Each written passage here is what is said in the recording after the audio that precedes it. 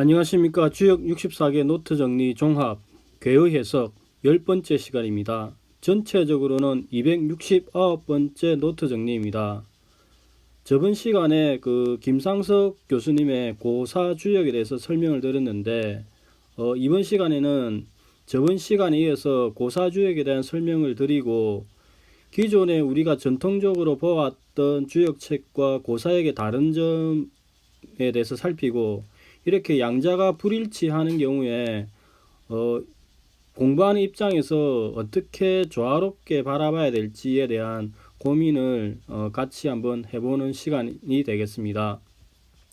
김상석 교수님이 쓴 주역 고사 주역 책을 보면은 이 책이 가장 최근에 나온 책입니다. 최근에 나온 책인데 일반적으로 제가 예전에 주역 공부 제일 처음 했을 때 시중에 있는 2권짜리 책, 교수님이 쓰신 책을 봤습니다. 처음에는 재밌게 보다가 시간이 지나면 지날수록 좀 불분명하거나 한자 해석이 어려움이 있었습니다.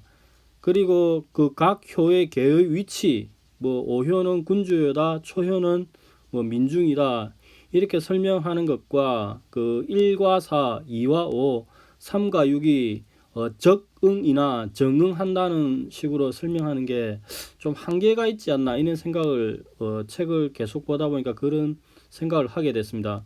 그리고 주역책이 또 지나치게 신비화되어 있는 건 아닌가라는 의문도 계속 들었습니다. 그리고 이제 책을 이제 계속 조금씩 사면서 읽었는데 읽다가 보니까 다산 정약용 선생의 효변, 추위, 호체, 물상, 이 다산 선생님의 견해를 반영한 책과 그렇지 않은 책으로 나뉜다는 것 같습니다. 그래서 처음에는 이렇게 재밌게 공부하다가 이제 일종의 벽에 이렇게 부딪힌 거죠. 그렇게 하다가 이제 방인 교수님이 쓰신 다산 주역 사전이라는 책을 구해서 이제 읽었는데 이때 한 단계 점프한 것 같습니다. 그러니까 재밌게 읽었습니다. 그리고 이렇게 이제 계속 아이패드를 이용해서 주역을 정리를 해 나갔습니다. 그렇게 쭉 지내다가 이제 최근에 이제 김상석 교수님의 고사역이라는 것을 책을 출간한 걸 보고 이 책도 사가지고 공부를 하게 됐는데 지금 이 책을 계속 꼼꼼히 조금씩 시간 날 때마다 보고 있는데 제 스스로가 또 한 단계 업된 것 같습니다. 그래서 최근에는 이제 김상석 교수님이 고사역의 주역 전법이라는 책을 샀는데 이 가장 최신 책입니다. 따끈따끈한 책이죠. 그래서 이제 이 책으로 기존에 제가 봤던 책과 같이 이제 같이 보면서 양자가 불일치하거나 또 서로 좋은 장점은 어떤 건가 이렇게 서로 비교하면서 읽고 있는데 주역 공부하는 깊이가 늘어납니다. 고사주역은 그 이전에 책을 조금 더 설명하면은 춘추점 서역은 이제 김상수 교수님이 옛날에 이제 22개의 점 사례를 이제 학문적으로 이제 서역을 최초로 했다. 학문적으로 최초의 책이다. 그래서 이제 굉장히 자세하게 돼 있죠. 이 책은 이제 보면은 이 책에 있는 내용을 교수님이 여기에 다시 더 깔끔하게 정리를 했으니까 아마 이 책이 거의 완결판인 것 같습니다. 교수님도 그렇게 설명하고 계십니다. 그 다음에 고사주역은 이제 교수님이 말씀하시기를 본래 주역은 준할의 점책이다. 괴효사로만 구성되어 있었다. 주역은 은말주초의 64가지 실화, 역사적 사건을 기록한 책인데 단편 이야기 책이다. 이렇게 설명하셔서 고사주역을 이야기하고 있습니다. 그래서 저는 기존에 이제 시중에 있던 책, 그 다음에 다산의 주역 사전, 그 다음에 이제 지금까지는 고사주역 이렇게 보면서 이제 계속 봐오면서 제 스스로가 이렇게 실력이 조금 계속 나아진다고 생각을 하고 있습니다. 근데 이제 기존에 보던 책과 고사주역이 조금 다르니까 약간 고민되는 지점이 있습니다. 이번 시간에는 그렇게 차이 나는 부분에 대해서 한번 살피고 어떻게 공부 방향을 설정할지에 대해서 같이 한번 살피겠습니다. 자, 일반적으로 이제 제가 제일 처음 주역 공부한 게 이명박근혜 시절 때 조금 암울했죠. 그때 이제 주역을 처음 접했는데 그때 서점에서 주역책을 우연히 보면서 테카역 구사묘 그 혁명에 관한 설명이 있길래 정말 놀래가지고 이렇게 옛날 책에도 혁명에 관한 설명이 있구나 라는 생각이 들어서 해당 파트를 한 2시간 동안 서서 읽었던 기억이 납니다. 그래서 제가 주역을 공부하게 된 계기가 됐죠. 그래서 이제 여기에 테카역의 혁언 삼치에 대한 설명이 나오는데 이 말이 어떠한 의미를 가지는지 기존의 전통적인 견해를 한번 보고 그 다음에 이제 고사역에 있는 견해를 같이 보겠습니다. 기존의 이런 전통적인 견해는 제가 이미 정리한 주역 64개 노트 정리 49 테카역 세 번째 전체적으로 9번째 노트 정리 주역 64개 노트 정리 테카역 네 번째 전체적으로 10번째 노트 정리한 유튜브를 참고하시면 되겠습니다. 지금은 이제 혁언 삼치 부분에 대해서만 집중적으로 한번 보겠습니다. 자, 혁언 삼치에 대해서 일단 읽어보면은 정흥 한자를 보면은 정흥 정여 혁언 삼치 유부 이렇게 되어 있습니다. 그래서 풀이를 보면은 구삼은 나아가면 흉하고 마음을 올바르게 해도 위태로우니 백성의 개혁의 말이 여러 번 이루어지면 믿음이 있으리라 이렇게 합니다. 그래서 혁언 삼치를 백성의 개혁의 말이 여러 번 이루어지면 믿음이 있다 이렇게 이야기합니다. 그래서 그 당시에 제가 이게 어째 보면은 오늘날 현실적으로 여론전일 수 있다 이렇게 설명했습니다. 더 자세하게 보고 싶으신 분은 아까 이야기한 유튜브를 참고하시면 됩니다. 이게 이제 일반론적인 설명이고 그 다음에 다산의 주역 사전에 이제 또 혁언 삼치 똑같이 이야기한 게 있습니다. 여기를 보면은 글을 보면은 혁언 삼치 개혁이 세 차례 논의가 성취를 거쳐 성취된다 이렇게 설명합니다. 이걸 물상적으로 보면은 여기에 기본적으로 택화혁 본계가 있습니다.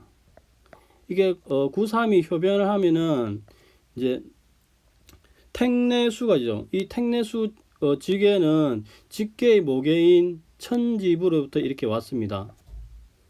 자, 이렇게 왔는데 기본적으로 보면은 처음에 이렇게 손의 명령이 있는 거죠. 말이 한 번 있죠. 두 번째 태의 설명 또 말이 한 번 있는 거죠. 그 다음에 세 번째 이게 간에서 이루어진다 말이 이루어진다 이렇게 이야기합니다. 이 설명을 보면은 손의 명령 일단 한번 말한다. 두 번째 태에서 자세히 설명을 한다. 세 번째 효변 후에 간에서 말한 바가 이루어진다. 즉 세 번에 걸친 논의에서 개혁이 이루어진다. 즉 법령의 개혁은 개혁의 중대사안이 세 차례에 걸쳐서 논의한다. 그래서 기본적으로 혁언 삼치를 혁명의 말이 세 번 이루어진다. 개혁의 논의가 세 번 이루어진다. 이렇게 일반적으로 설명을 하고 있습니다. 그런데 이제 그 고사주역 김상석 교수님 고사주역 책에서는 조금 다르게 설명하는데 이 부분은 고사주역 책 고사역의 주역전법 페이지 370페이지 고사주역 페이지 594에서 596에 설명이 있으니까 교수님의 책을 직접 구해서 읽는 게 제일 좋습니다. 이 밑에 부분은 제가 아이패드로 정리한 것인데 한번 읽어 보겠습니다. 93 정흉 정려 혁언 삼치 유부 정벌하면 흉하니 점은 위태롭다. 가죽으로 만든 말 가슴띠를 세 번 두르고 출정하여 포로를 사로잡았다 해가지고 그러면 기존에 있던 설명과 전혀 조금 다르죠. 그래서 약간 처음 보면은 이게 무슨 말인지 조금 의아해할 수 있습니다. 그래 계속 기존에 해왔던 방식대로 한번 계속 읽어보겠습니다. 정흉은 정벌하면 흉하다고 합니다. 즉 택화역의 초효에서 그 공룡 왕후지역 황소꾼을 꽉 잡았다고 하는데 그 황소꾼을 꽉 잡았다는 이유가 여기서 처음 양효에서 황소가죽으로 만든 띠를 사용하였는데 말의 가슴띠를 묶으면서 단단히 묶지 않았기 때문에 출정을 하면은 흉하다, 좋지 않다 이렇게 해석을 합니다. 즉 말 가슴띠를 단단히 묶지 않았으면 안장도 안정되지 않고 말고삐를 마음대로 할 수 없으니 이렇게 된 상태에서 꼭대기 음효에 있는 군자의 싸움에서 패한 것이니까 그래서 흉하다 이렇게 이야기합니다. 그래 정년은 점을 물으니 위태롭다. 즉 점이 위태로운 것은 말 가슴띠를 단단하게 묶지 않았기 때문에 싸움에 패했기 때문이다 이렇게 이야기합니다. 그 다음에 지금 제가 설명하고자 하는 혁언 삼치 부분을 보면은 혁언 삼치는 혁근 삼중으로 가죽으로 만든 말 가슴띠를 세 번 두른다는 말이다. 처음 양유에서 말 가슴띠를 묶으면서 단단하게 묶지 않아서 본효에서 말을 타고 잘 달릴 수가 없어 싸움에 패했기 때문이다. 그래서 다시 말 가슴띠를 세 번 단단하게 단디 묶고 싸움에 나간다는 의미입니다. 그러면은 여기서 말하는 혁건 삼치는 이 언이 이제 한자 근이라고 합니다. 그 근은 무엇이냐? 말 가슴에 걸어 안장을 매는 가죽이라고 합니다. 그리고 혁은 말 가죽띠이고 삼치는 세 번 두른다. 단단하게 맨다. 전체적으로는 혁언 삼치의 해석을 가죽으로 만든 말 가슴띠를 세 번 두른다. 단단하게 맨다. 이렇게 이야기하죠. 그러면은 기존에 이제 우리가 보았던 이 언과 이 언이 불일치하죠. 그래서 이제 그 공부하는 입장에서는 이제 혼돈이 오는 거죠. 저도 이제 처음에 혼돈이 왔으나 이제 지금은 조금씩 정리를 해 나가고 있는 상황입니다. 이게 이제 제가 기존의 일반적인 주장과 그 고사역에서 이야기하는 설명이 다른 부분을 이렇게 첫 번째 예시를 들었는데 똑같이 제가 제일 처음 공부했던 테카역의 두 번째 부분도 한번 예시를 한번 들어보겠습니다. 두 번째는 테카역에서 나오는 구호에서 나오는 대인과 상륙에서 나오는 군자가 어떤지 한번 읽어보겠습니다. 이 부분도 똑같이 전체 유튜브 9번째, 10번째를 참고하시면 됩니다. 즉, 지금 현재 하고 있는 것은 테카역 구호의 상륙의 대인과 군자와 상륙의 소인 형면에 대해서 기존의 설명과 고사역의 설명이 어떻게 차이 나는지 지금 이야기하고 있습니다. 자, 구호에서는 기존의 설명을 보면은 대인, 호변, 미점, 유부 이렇게 이야기합니다. 즉 설명을 보면은 대인은 범처럼 변하니 대인은 호랑이처럼 변하니 점을 치지 않아도 믿음이 있다 이렇게 이야기합니다. 상륙에서는 군자는 표변, 소인, 형면 이렇게 합니다. 즉 설명하기를 군자는 표변처럼 변하고 소인은 안색만 고치니 형식적으로 바꾸니 그대로 가면은 흉하고 발음에 머물면 길하다 이렇게 이야기합니다. 이게 기존의 일반적인 설명이고 테카역을 다산의 주역 사전에서는 대인 효변, 소인 행면을 설명을 하는데 대인 효변은 기존과 비슷한데 소인 행면은 이제 그 소인이 그 미혹해서 찾지 못하다가 이제 위에 교화를 받아서 전면적으로 바뀐다. 전면적으로 그 안색이 형식적으로 바뀐 게 아니라 감화를 받아서 전면적으로 바뀐다. 이렇게 설명합니다.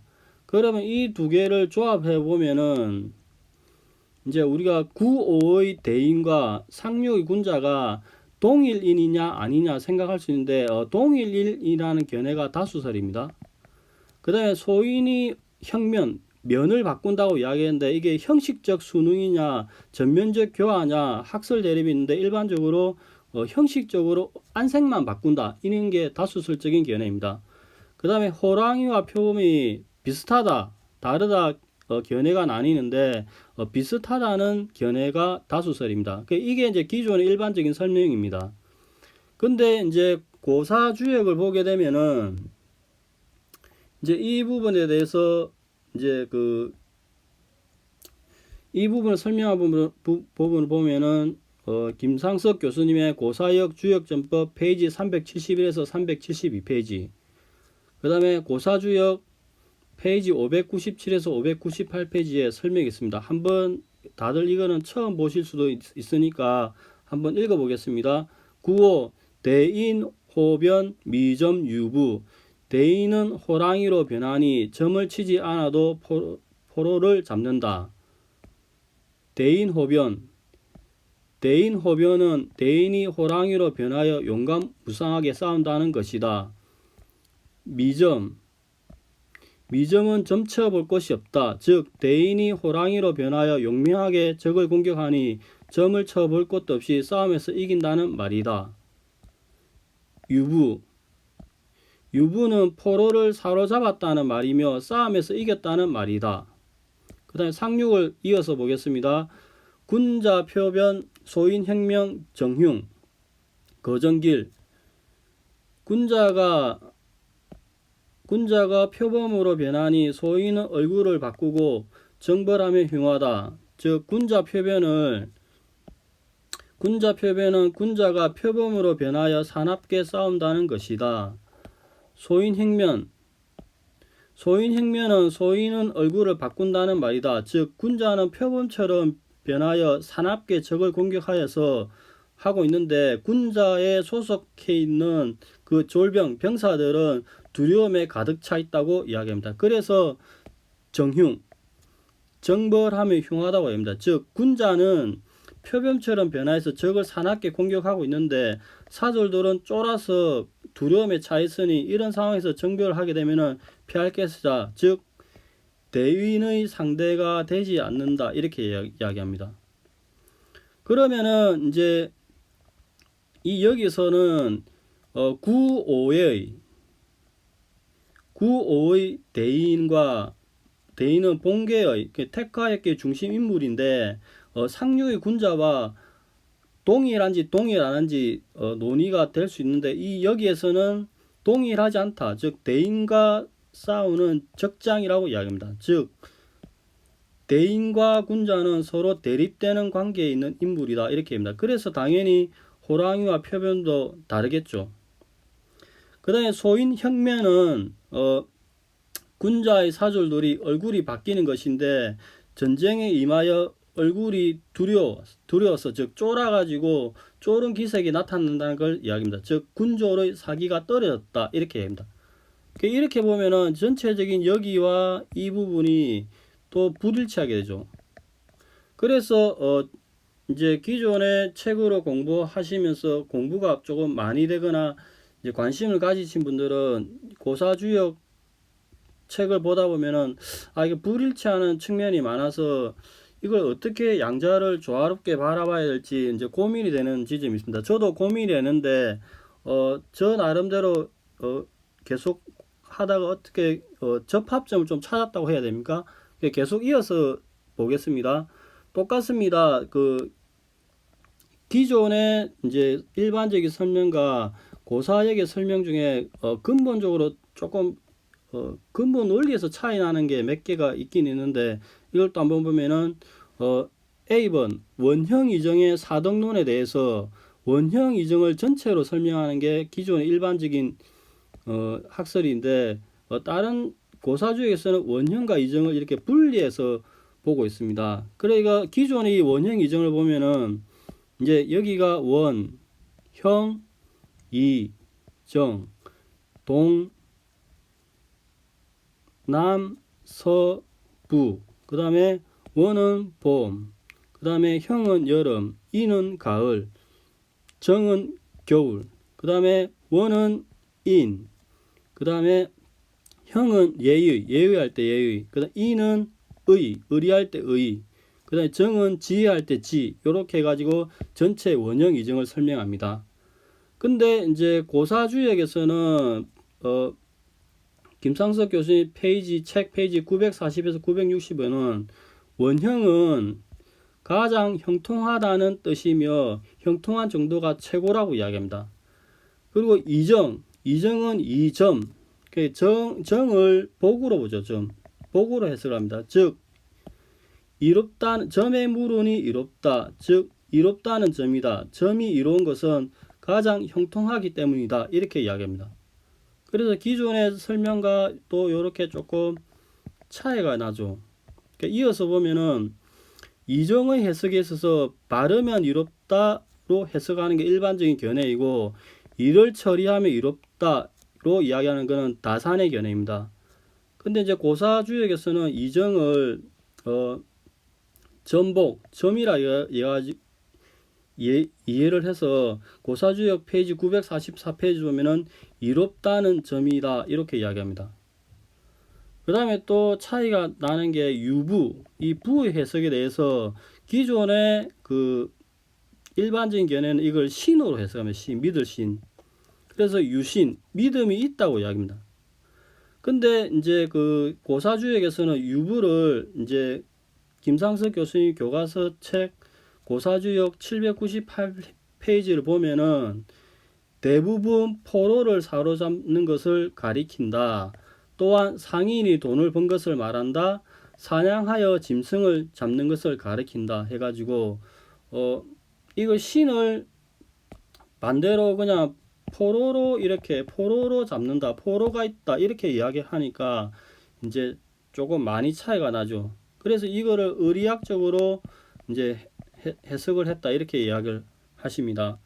그러면은 이렇게 지금 주역에서는 원형 이정, 이정, 유부 이게 굉장히 자주 나오면서도 이제 어찌 보면은 많은 부분을 차지하는 해석의 많은 부분을 차지하고 있는 한자 글인데 이 부분에서 차이가 많이 나니까 이제 저처럼 혼자서 이렇게 공부하는 사람들은 취미로 생활점을 치면서 공부하는 사람들은 약간 난점을 느끼죠. 근데 이제 계속 저는 이제 김상석 교수님의 춘추점 서역을 읽은 뒤부터는 교수님 글이 너무 좋아서 계속 읽고 있는데 어떻게 지금은 생각하고 있냐면은 이 양자가 불일치 않을 경우에는 양립이 가능한 경우에는 이제 해석의 툴이 다양해지는 거죠. 그래서 해석이 풍부해지니까 지금 저는 어떻게 하고 있냐면은 김상석 교수님의 고사역을 기준으로 기준점을 잡아가지고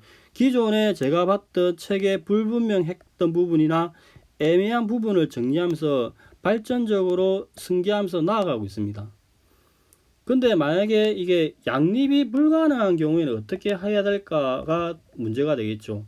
그래서 이걸 어떻게 할까 고민하던 차에 교수님 책을 965페이지 보면은 조금 답을 주시는 것 같습니다. 이 부분은 책을 직접 제가 한번 읽어보겠습니다. 책 부분을. 주역을 학문으로 연구하는 사람은 괴사에서는 괴사를 따라 해석하고 단에서는 단을 따라 해석하고 문헌에서는 문헌을 따라 해석하고 의리역에서는 의리역을 따라 해석하고 상수역에서는 상수역을 따라 해석하고 고증역에서는 고증역을 따라 해석하고 고사역에서는 고사역을 따라 해석하는 것이 바르다. 이 독법이 맞고 저 독법이 틀렸다. 이 해석은 맞고 저 해석이 틀렸다. 내 해석이 맞고 내 놈의 해석은 틀렸다고 말하는 것은 주역에 눈도 못 뜬 희대의 돌팔이가 하는 짓이며 주역을 공부하는 올바른 자세가 아니다. 모든 주장을 겸허하게 수용하고 진지하게 참고하는 것이 학문하는 사람의 올바른 자세이다. 이것이 바탕이 되어 훗날 자신의 성숙한 주장이 나오고 깊은 학문이 나온다. 이렇게 말씀하십니다. 지극히 타당하고 좋은 말씀인 것 같습니다. 그래서 저는 현재 이 고사역에 있는 설명을 기초로 이제 정리를 하면서 기존에 제가 했던 유튜브나 정리를 한 것을 계속 바라보면서 이렇게 하면은 조금 더 해석이 풍부하고 어느 하나를 고집하기보다는 양자를 조화롭게 해석하려고 노력을 하고 있습니다. 그래서 여러분들도 여력이 되시면은 김상석 교수님 책을 구입하셔가지고 책을 보면은 조금 더 주역에 대한 이해가 깊어지고 더욱더 재미가 있을 것 같습니다. 오늘은 여기까지 하겠습니다. 그리고 다음 시간에는 또 다른 그 다산의 주역 사전에 나오는 그 효변과 추에 대해서 조금 간략한 설명을 조금 더 추가해서 드리겠습니다. 감사합니다. 좋은 하루 되십시오.